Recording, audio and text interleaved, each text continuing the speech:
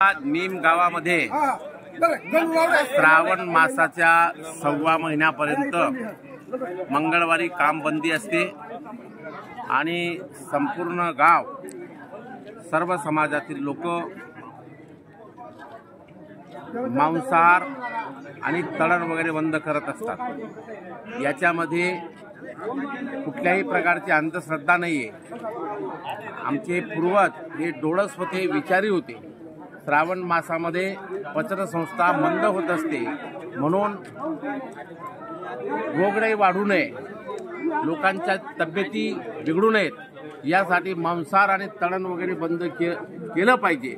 यासाठी मरी आईला 6वा महिना ज्योत लावली जाते आणि शेवटी दरवर्षी साधा असं भोजन मरी आईचा घाटा म्हणून उडदाची डाळ आणि बाजरीची भाकर ही सगळं गाव मिळून या ठिकाणी करत असतात।